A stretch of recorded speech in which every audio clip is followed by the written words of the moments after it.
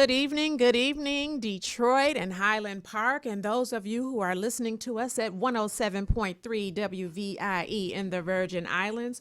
You are tuned in to Black Coffee, No Sugar, No Cream, Straight Talk with Valerie.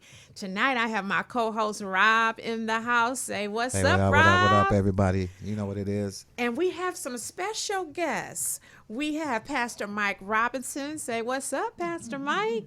Hey, everybody. I just thank God to be able to be on this Black Coffee, No Sugar, No Cream with my dear friend Valerie Bonner. So I'm excited. Yes, and it's always good to have him. And we have True Ajane, is that right? It is. Okay, so True, say what's up to the audience here.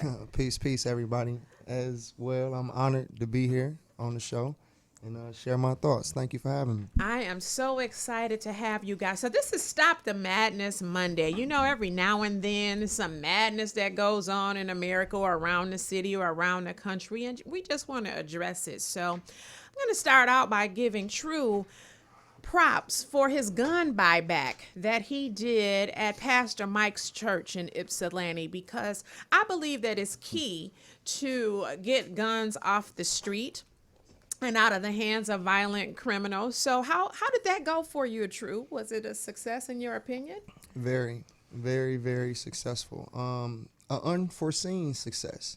You know, even though we went into the situation very optimistic, we didn't think that we would have the turnout that we did. So it was very successful. That's good. That's good. You know, I hear a lot as a CPL holder. I appreciate things like that, because when I hear legislation about taking guns off the street or changing the laws or whatever, they'll only, in my opinion, affect someone like myself who is a law-abiding citizen carrying, and not necessarily getting them off the streets and out of the hands of violent criminals or people who use them illegally. But what you did was a start. Yeah, and I think definitely it was a thin line there. It was a lot of misconception, even though we tried our best to be as blatant as possible with the verbiage that we used and like the marketing. But there was a lot of negative feedback from CPL and pro Second Amendment, citizens. And we just try to let people know this isn't some type of anti-Second Amendment movement. In the urban community, the plight of gun violence compared to suburban community is very, very, very different. And so we were more so talking about the 12, 13, 14, 15-year-old that, by the way, is not covered by the Second Amendment, that's out here, with the illegal guns and the stolen guns in the community. We, asked them to bring them in, no questions asked, no handcuffs, nobody even wrote anything down, and it was just very successful. I appreciate that. So, Pastor Mike, it was hosted at your church. What made you inclined to open your doors and allow this event to be held at your church? Well, I know Brother True, he had a great vision, and I felt that I had a vehicle to allow his vision to come to pass. So if there's any way we can help stop the violence and help stop a young teenager to use that particular handgun or that gun they have on another teenager that's their age, I think any pastor would be willing to open their church doors to allow an event like that to take place. You're a special pastor, though, Mike. I must say that. You are about the community. Your church is not just in the community. You allow the community in your church, and I don't mean just your membership. So, you get mad respect from me for that reason. I salute you for that. We have increasing. I appreciate that. You're welcome. You're welcome. We have increasing gun violence in the United States. But the coverage, when it's a white person, a mass shooting like at a concert or at a school, or they walk into a church and do a mass shooting or whatever, that coverage and the way the news media handles that is very different than what happens in the Black community. I didn't do research to have concrete evidence of this, but I am inclined to say that the number of casualties due to gun violence in the Black community far exceeds those that took place at Columbine and in Vegas at the concert and at the church. If you combine those lives together, we've lost far many more lives than that. It seems like the murders and the gun violence in our communities have become socially accepted, like this is what we do and that's okay. Rob, what do you think about that? About gun violence itself, or Just gun violence in the well- black community and a slant on it, don't you Well, think? you know, the black community, we already know we got dealt a bad hand, and then to put the pistol or the guns in the hand of the young folks, it's even reckless, more reckless. And then when they see these shootings in the different states, some what to me is a copycat kind of thing. And then again, you just got the mental person that's not even, caring about who they hurt. Just their street credibility is what it's called. You could say, you know what I mean? Yeah, I guess.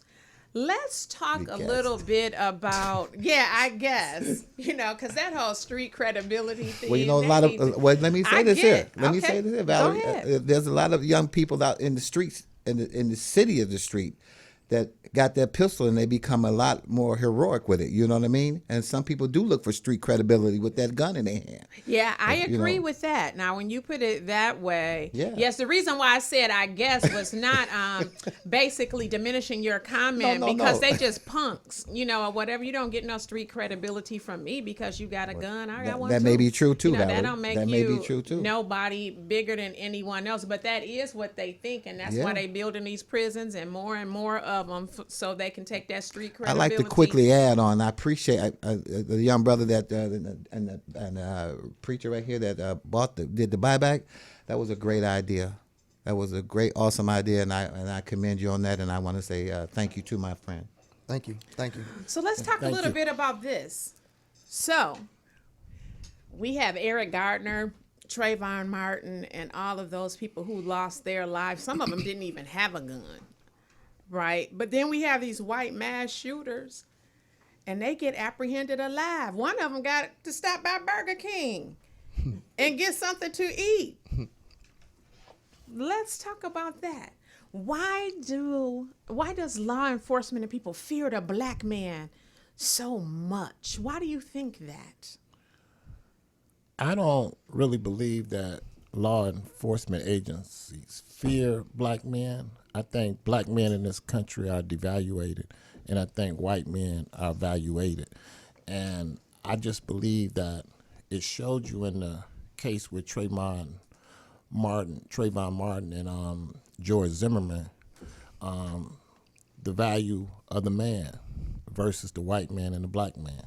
This man lost his life, and this guy, he celebrates it, get his life celebrated by killing him. They say that he even auctioned his gun off that killed Trayvon Martin for $250,000.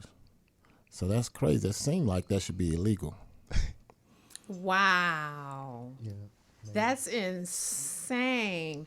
True, do you have anything to add to that? Like, why do you think? Because to me, when I think back to the times of slavery, we came over in chains at that time, apprehended because I thought we were stronger and wiser, and they were doing that to control us. And I just don't think that any of that has really changed to me. I feel like it is a fear. So, True, what do you think? I agree with you. I think that there's a lot of systemic strategy in the destroying of the black family as a whole. And I think when you look at gun violence and the accessibility to these high-powered weapons and the constructural struggle or plague that's placed within the urban community, when you tie all these things in, everything that we see, the acting out, the murder, the violence, these are all ramifications of a system that I quite, just feel that it's never been in our best interest. Mm-hmm. I agree 100% because I don't think that there was any system built for us to thrive in except for the criminal justice system. And it wasn't for us to thrive. It was just built for us. Every other system was not built for us to excel or necessarily navigate our way through. And the criminal justice system is the same. It wasn't intended for us to navigate our way through. Look at the difference in the sentencing guidelines. Mm-hmm. Unless look at the wrongful convictions. And then last week's show, we had a man that did 34 years in prison and is ineligible for the $50,000 a year for the compensation that you can receive for exoneration. 34 years, Rob. Yeah, that's a long time. Being incarcerated. 34 years. Yeah. That is a long time. And the other guy, he caught a case, and it stemmed around criminal sexual conduct to the degree he couldn't even be around his own kids. Mm-hmm. Wow. And he innocent, and they still haven't wiped that clean, so he still can't get a job. He's on CSC list and all of that. If I'm not mistaken, the brother that did the 34 years, I think he just passed away. The one that was on this show didn't, but I'm pretty sure there's a whole lot of them, and that's sad. You know, that's very sad to me. You know, you spend all of that time incarcerated. The day your feet hit the ground, you should have some type of compensation. There's a lot of black folks. I'm not going to say black folks, but our culture wise has been wrongly convicted of a lot of things, and it just saddens, you know, just to hear those things. You know what I'm saying? Someone did time for something they didn't do, you know, and it's just one of those situations, you know, that we got. Sometimes you got to deal with it. Even if you're not wrongly convicted, you're still going to be wrongfully sentenced. Correct. I understand that. So the sentencing guideline is, when it comes to people of color, is much different when it comes to people that's from the Caucasian culture of people. Mm-hmm. I agree with that. Yeah.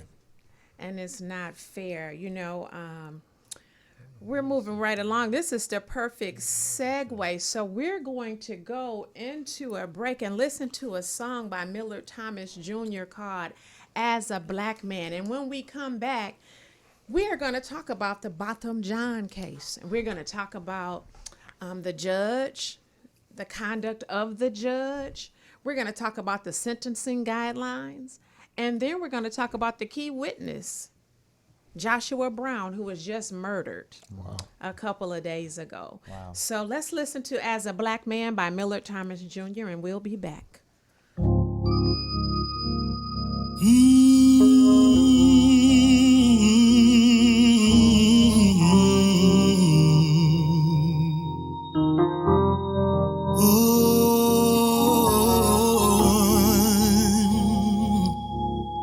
I'm just trying to do the best that I can as a strong black man. Yeah.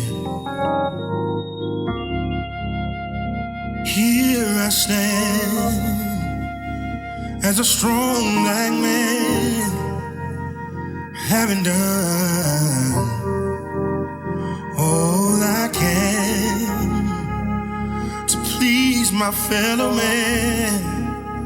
I don't understand why that knife is in your hand. After doing all I can as a strong black man, I'm gonna take my stand as a black man. I will do the best that I can as a black man. I stand on my own as a black man. I'm gonna sing my song. Oh, this is me. So hear my plea. I'm a young black man, down on my knees. I say this world is wrong, and we don't have too long. I'm gonna take this stand as a strong black man. I feel the rain falling down on me. If you could see what's on my mind, oh, you will see. Everyone would be more kind. Everyone would be happy. I'm gonna keep on my goal. I won't let it go.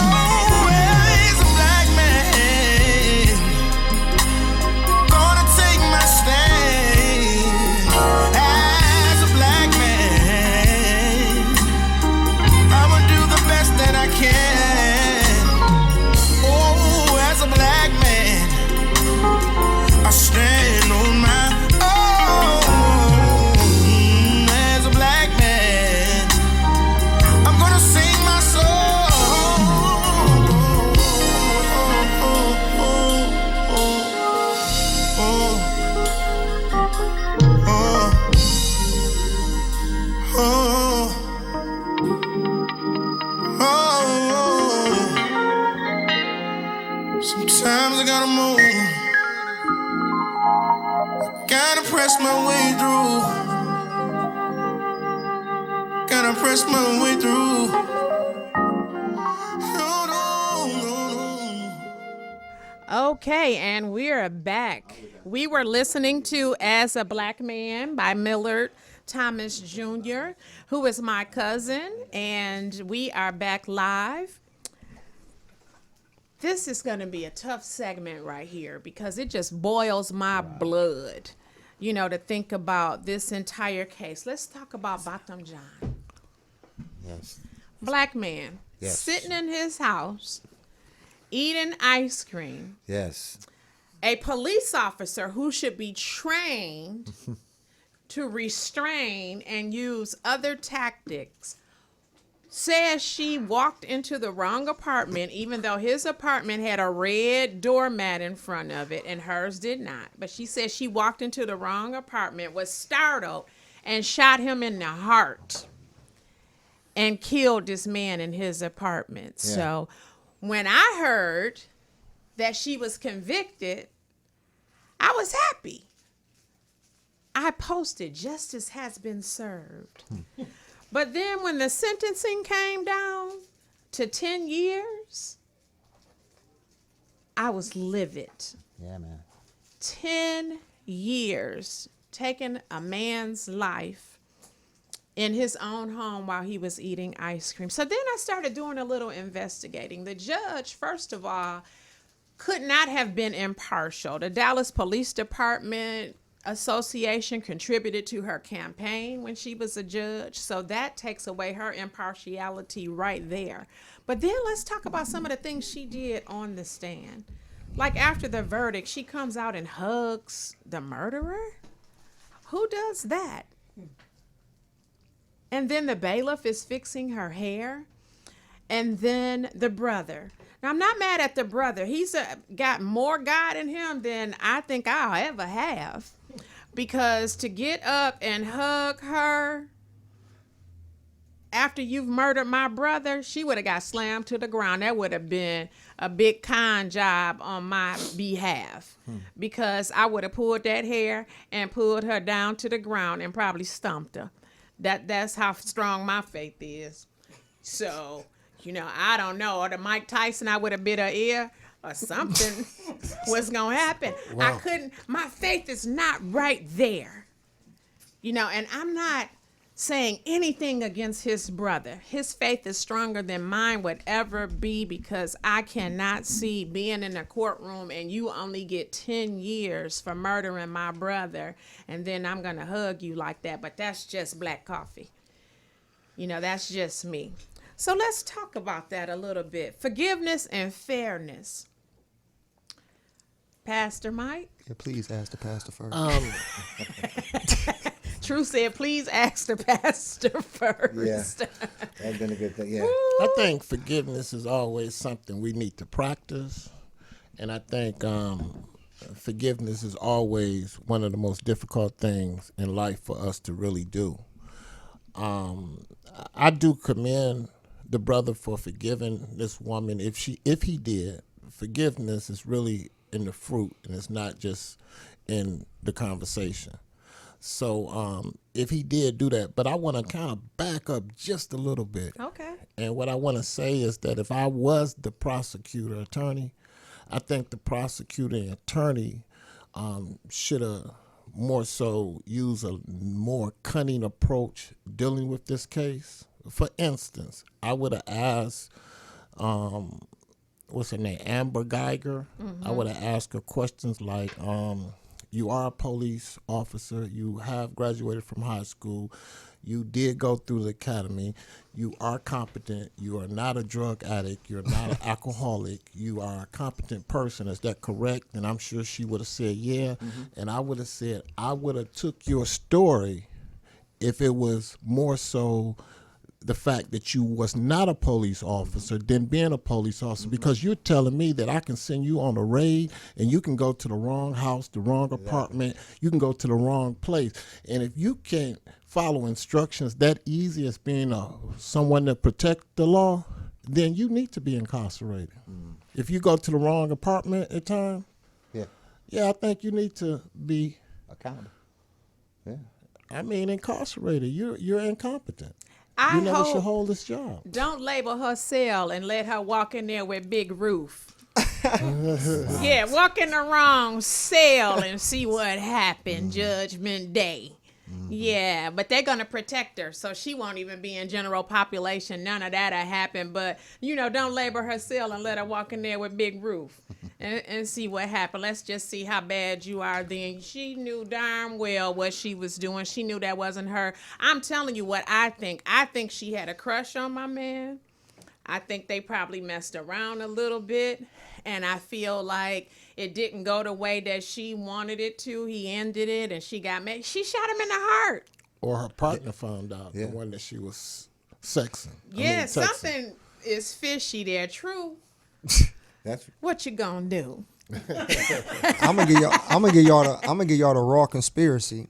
Okay. Like he probably was like selling dope or something for her, and he told her that he was gonna stop, and then I don't know, something to that extent. But I just genuinely feel, just off strength, just listening to the whole story, that it's a bunch of baloney. I'm just not here fooled to believe it, and I think the act at the end just kind of justifies what's going on here. It's always some type of distraction or something that's gonna go on to have the community saying, "Oh, I can't believe that happened," to get you, off of the original thing here at hand. And I think that's what's going on. It was a circus in the courtroom, just to get everybody attention off of why we're really here. Yeah. Like, we look at the essence of why we're really here. Like, let's just make this make sense. Like, you just mistakenly walked into an apartment and killed somebody. Like, you've been in this apartment on this lease for how long? This is a story You never wasn't been heard drunk, of ever. you wasn't tired. You just walked into this man, and then they coming up hugging and all this other stuff. I like to see the PSI and who got paid. That's all I want to know. Yeah, to speak on the brother's behalf, the way I was listening to the mother talk about the brother made me think like he might have some slight impairment, mental impairment going on. But also we got to think about they're from the Caribbean. And the Caribbean is not as racist and as biased as we are as Americans. They don't see color as much. So I was thinking about his cultural competency and stuff like that. But Rob, you laying back over there in the cut. yeah, he is. So what do you think about it? Well, there's a lot of conspiracy theories that's out there that people have spoke on. I've heard them all. I've heard the drug thing. I've heard she was married and she had a relationship with the brother. My thing is, you don't walk in an apartment not knowing that you don't have the same doormat. First of all, You're not on the same floor. Not on the same floor. And either you was high or you was drunk, and you came in with your guns ablazing to actually you wanted to kill that brother. You was premeditated all day long. That's, first of all, they didn't hit him with the premeditation, because that's what all it is to me. Also, I think that the brother that was eating the ice cream, you know what I'm saying, I think they was messing around and he cut it off. I think she fell in and she fell 100% in. That's what I believe. And he broke it off, and eating ice cream at leisure, and you turn around, you see some woman walking in your house. Hey, what's up, Becky?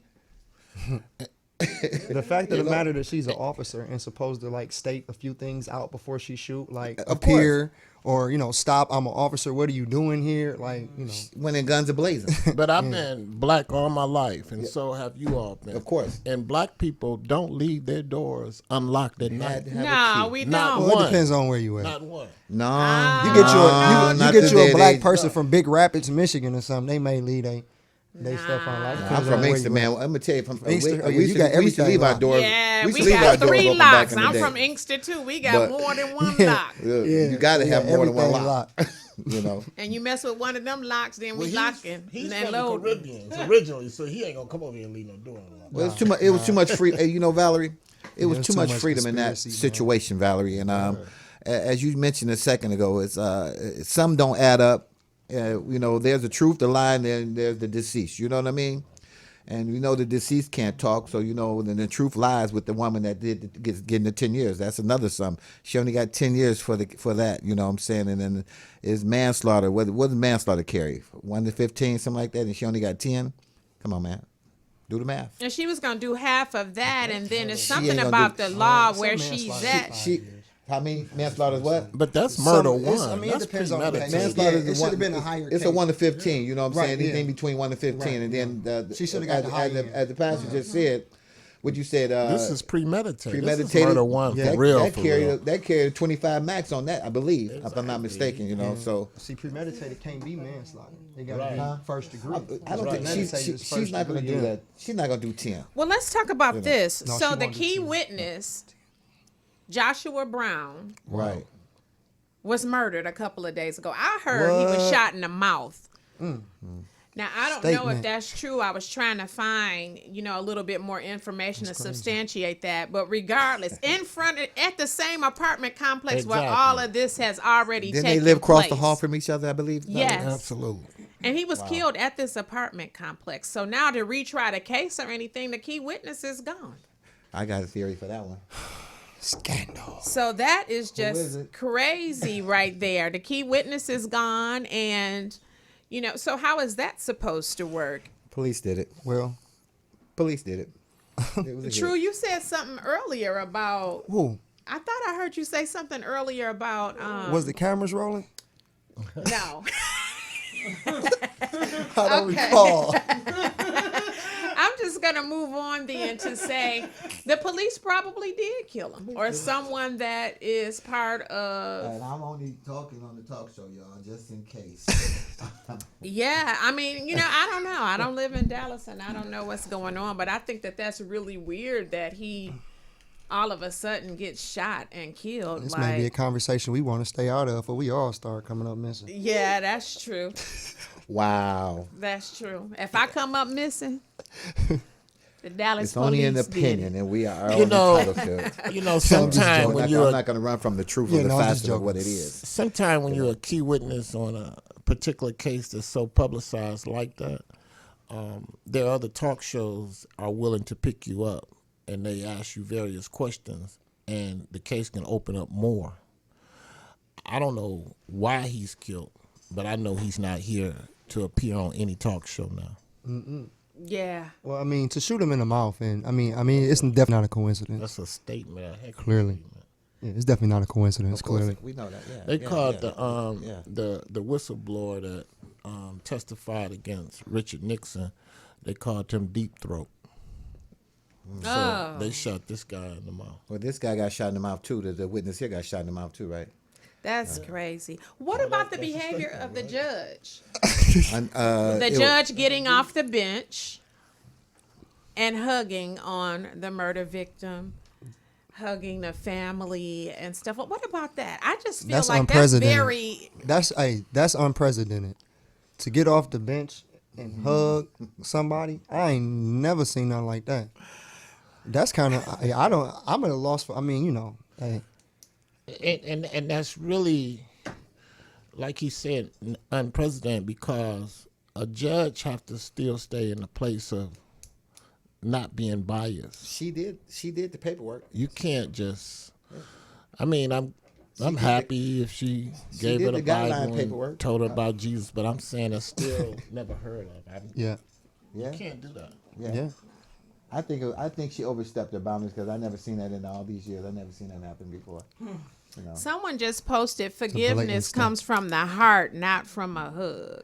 Well, yeah. Well, I mean, Amen. Forgiveness comes from the heart, not from a hug. the statement is just blatantly disrespectful anyway. I mean, anytime you have a legal system that's showing emotions, like sentencing and different things like that is based off of facts, OV variables and things like that. So when you sentence someone off of emotion, I mean, it just says a lot anyway, because the flip side of that is, what if you didn't feel sorry? What if you didn't feel bad? Mike nervous. What you got to say? you have somebody that's just been found guilty of a murder case. Yeah. Now, how do the judge come off the bench and empathize for someone that's just found guilty in their courtroom? Period. I mean, no, the answer Sentence is them only to blatant. 10 years. I mean, no, the answer is I mean, blatant. it's This a was sentence for constructed from the probation. beginning. Well, did you hear the one juror that was interviewed? There was one juror that was interviewed, a black girl, who said she showed so much remorse, Who did? Amber. Wow. Amber Schultz. She played her so part. much remorse that I could not see her doing 28 years because she looked like she was truly sorry. She played her part. She should have did life just off the incompetency of She walking played her into part. somebody's Without house question. and killing them as a cop. She played her part. I get the lady that had a long day and went to the bar and had a couple drinks from work. That's just this new CPL owner don't really know how to use her gun. But you a trained officer, like come on, that wasn't a mistake. You can miss me with that. No, it wasn't. Did Miss she me with ever say anything prior to her being sentenced?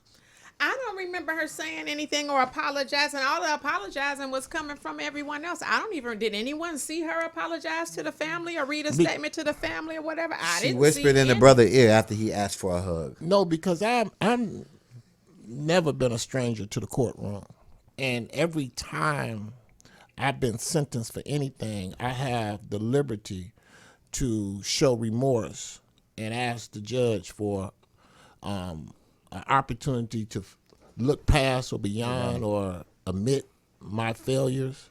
And this is what I'm saying. We putting an emphasis on the fact that the young man apologized, but this lady that committed the crime should have been the one that was Yeah, willing and she to didn't say apologize to anything. somebody. Because she wasn't sorry. Like people only apologize when they sorry.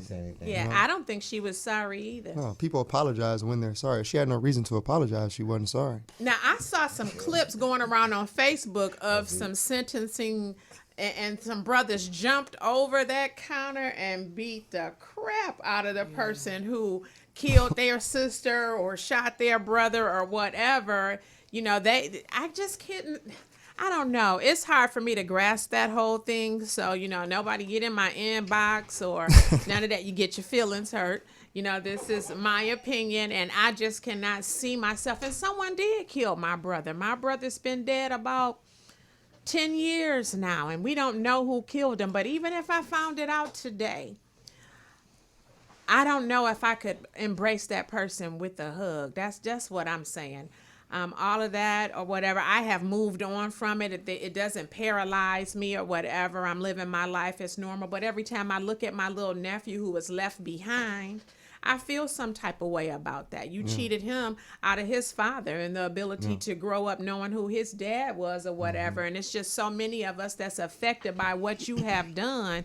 For me to forgive you to that degree that I'm going to hug you, who's going to hug my nephew? I'm just not feeling none of that. No, I don't think forgiveness is a gesture of some type of listening for the other person. I think more so that forgiveness is more so for you. Like we know as individuals that if we walk around with negative energy and putting these things out into existence, it'll, kind of counter our blessings because, it'll stop us from getting the positive things. So when we forgive someone, we're more so doing it for ourselves. I'm not forgiving you to say that, you shouldn't deal with nature or you shouldn't deal with whatever you got coming to you. I'm forgiving you more so saying I don't hate you. Like I don't have the energy to muster up hate to put towards you every single day. That's forgiveness. I mean, in my book. I heard one preacher say it's like me drinking poison, but I want you to die from it. So it's really more so like Brother Truth said, it's like me releasing this pain, this hurt on my behalf. It has nothing to do with the individual who done something against me. Piggybacking on you, Valerie, I had a brother when I was 20. He was 22. He was murdered. He got shot 7 times in the face. And this was one of the hardest struggles that I have ever endured in life, just to deal with the fact someone literally took a handgun and shot your brother 7 times in the face and he lost his life. Yeah. Wow. For me, forgiveness works for me in this way. I feel like that forgive and forget does not work unless you brain dead and then had a heart attack and you just have no more feelings. Your cardiovascular system is just done. Because the way the brain operates, you're going to always be able to recall information. So forgive and forget, that goes out the window as far as black coffee is concerned. What happens for me is I will always remember what happens, but I try to forget how much pain it caused me. And that comes with healing and moving past it. Even with my molestation, I just forget how much pain and trauma that has caused me. But I never forget the fact that somebody molested me. So for someone to even say forgive and forget, to me, unless you dead, brain dead, or your heart been pulled out your chest, I don't even see how that's humanly possible to do. However, for time to pass, and time does not heal all pain. Time ticks and tocks and passes. You got to dig deep within yourself to heal. And I've done a lot of healing over these years now that I don't hate that person, but still, that happened my senior year of high school. I'm still not hugging you. You better watch out for me still. I still feel some type of way, so I don't understand how that works. God bless everybody who can operate that way. Don't get in my inbox. You will get your feelings hurt. If you don't feel the way I feel, or you don't like anything I've said, that's what intercessory prayer is for, and I suggest you use that. I will not be entertaining anything else. This is just a show of my opinion, but this is how I feel, and it's just not something that I could bring myself to do. Like they said earlier, forgiveness comes from the heart and it's not a hug. I wouldn't wish ill will on anyone. After that, that's not in my power or control. And like True said, you don't want it to consume your life every single day of your life past that traumatic event. At some point, you have to move past it. But I don't know if I could ever just embrace that person. And, I don't know. I'm just speaking for myself. If she was on fire and it took some spit to put her out, I probably would swallow first and see what I had left. That's just where I'm at. So. Well. That's just there it me. is. That's why it's called black coffee. no sugar, no cream, because you're going to keep it straight up. I'm just keeping it 100 with you. I would try to do something, but it wouldn't be off rip. She going to burn for a minute before I try to do anything about it. And I'm just being realistic who I am as a person. Now, that's what I say right now. But a lot of times what I say is not actually what happens when I'm in situations. Sometimes I respond a little bit better and sometimes I respond a little bit worse. But I'm just saying right now, having the time to think about it, I would just be so angry and still so hurt. I can't say that vengeance belongs to the Lord. If I had that one opportunity to pay you back, I'm pretty sure I would. That's just me. So we are going to a song. This is the perfect song because it's I Don't Know Why. It's the title of this song by Millard Thomas Jr. And the song goes, I don't know why Jesus loves me, but he does. And Jesus loves black coffee, even with all of my crazy ways of thinking. So we're going to go to this song and we're going to come right back.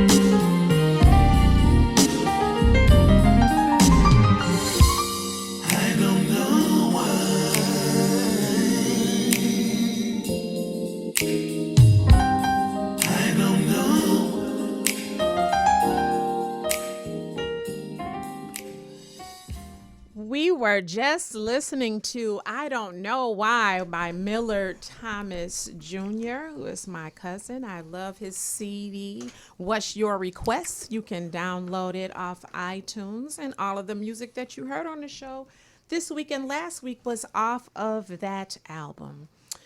I had a little bit more lecturing of forgiveness on the break, and I know that the Lord loves me and my ways. So that was good. Thank you, Pastor Mike. It was good to have him on the show today to give us some balance. Let's talk about this, though, because it's some hypocritical people out here. I've been reading Facebook, so everybody is, forgiveness this, and lay off the brother for forgiving the murderer of his child. But then as soon as Kanye give a concert, all of these same Christians start going nuts on them. Like, y'all hypocrites. The same people who were saying it was okay with how Amber Geiger was being treated and all of this stuff with Botham Jean's case. Now all of a sudden when Kanye comes out, I see another side to you. What's that about? Look, let everything that have breath praise the Lord. That's Kanye too. Or are y'all saying let everything that have breath praise the Lord except for Kanye? Yeah, let me tell you something. Kanye Kanye didn't have to do one free concert or anything from money. He has his own bread. He secured his own bag, and he got a Kardashian who has plenty of money. So none of that was about money. Kanye, in my opinion, when his mother died, is when we saw this side of him. And so for him to come back now and to say that he's worshiping God and Christ, to me, gives him at least some level of stability and a foundation to begin to build his mental health and build himself again. And if he's doing it by, having these free church services or concerts, in my mind, it's no different than what the mega church is pimping and everybody else pimping. So if he's pimping, he's joined the other pimps then. What makes this so much different? So I don't understand it. I don't know what's going on, but I say, hey, if he loved the Lord, and the Republicans did free the slaves, you don't know your history? He's not talking about stuff that's all outlandish. So he talk crazy so much when he say real stuff. I guess people think he's still talking crazy. So I don't know. But what I say is there are all different types of people in the world. So it's going to take all different types of services for people to gather together. And I don't think there's anything wrong with the way that he is gathering people together to serve Christ. I do not. Would I go to one of his church services? I probably would have went, but not to serve the Lord, just for a little infotainment, just to see what was going on, the curiosity in me.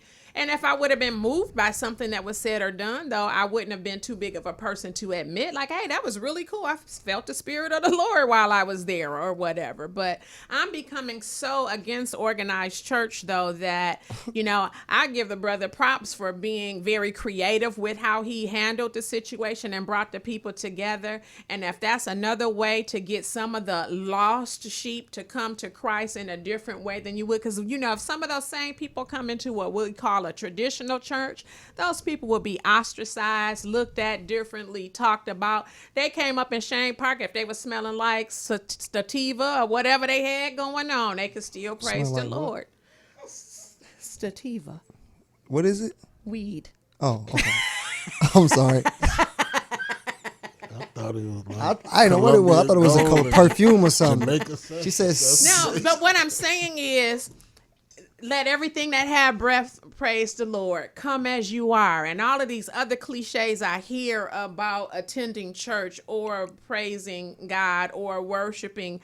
Why did all of that go out the window with Kanye? We're going to let the pastor answer this first. Okay.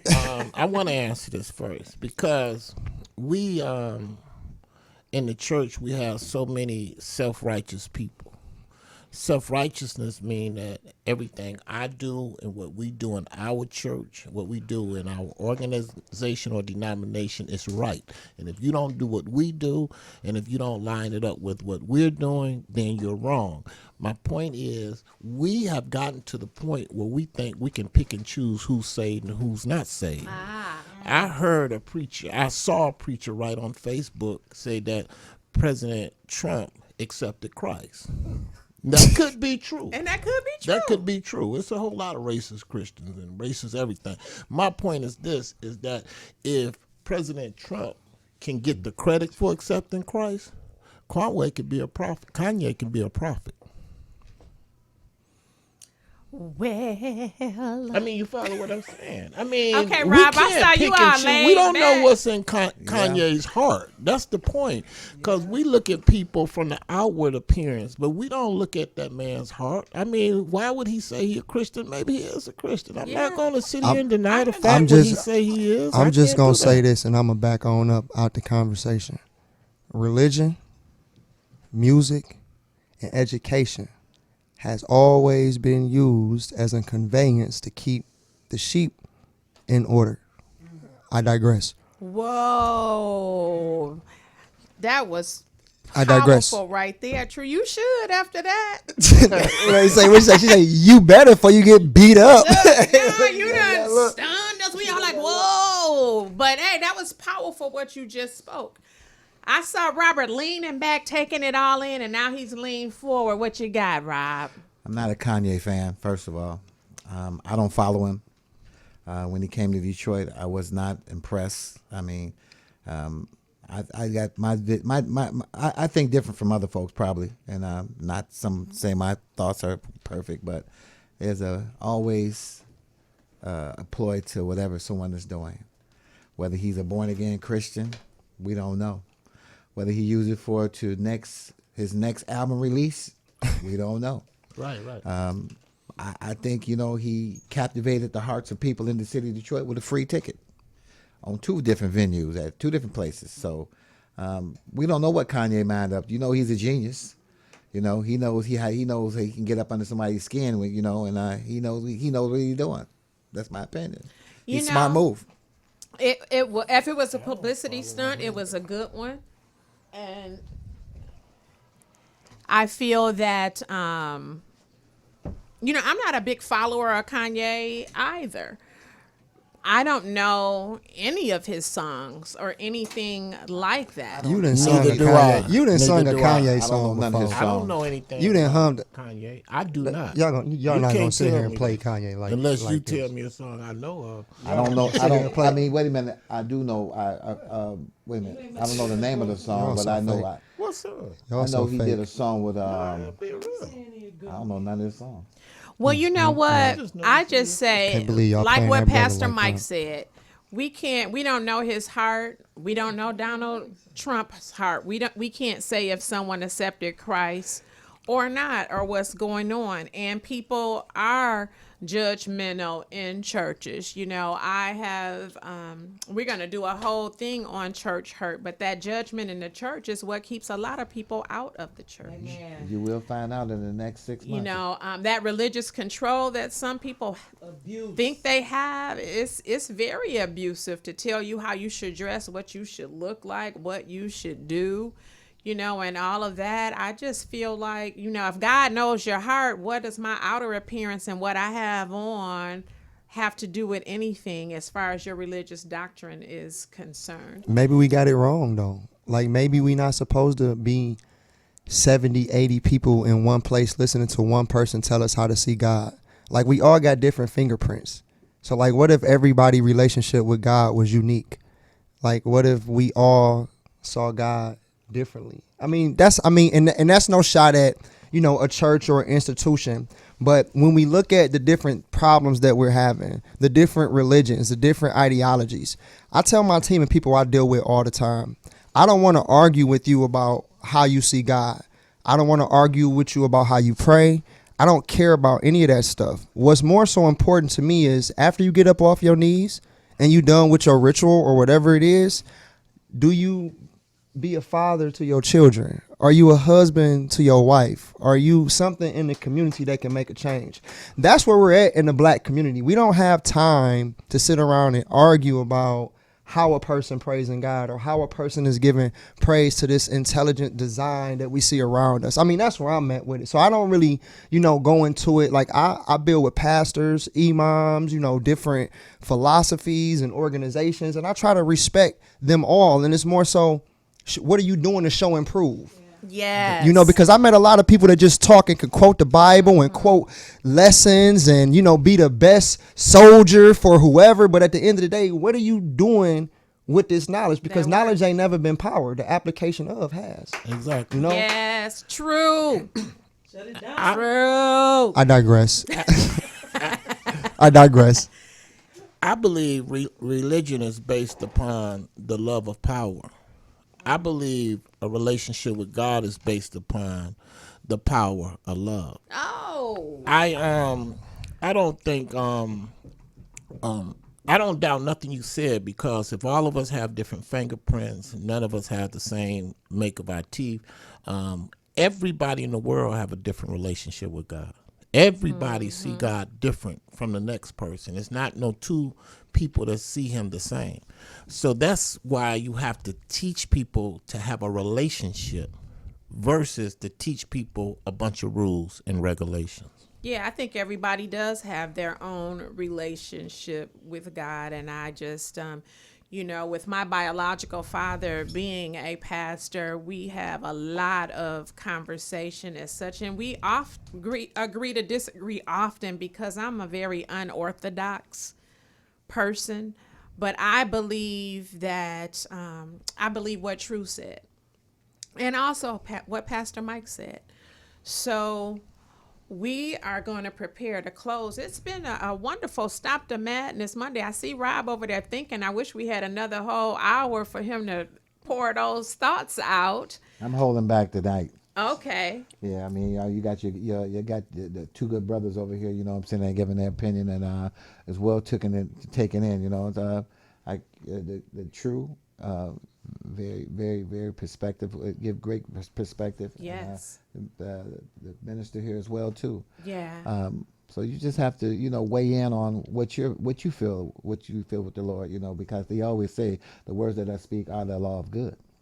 So if you believe in whatever the God said, then you trust those words. I agree. Well, thank you all for tuning in to Black Coffee, No Sugar, No Cream. This is not a show where we try to spill the tea or make you feel dazed like you had a cheap shot of liquor. I just want you to see things from a different perspective. Mine. We out of here until next week. I love you, Detroit. Take care.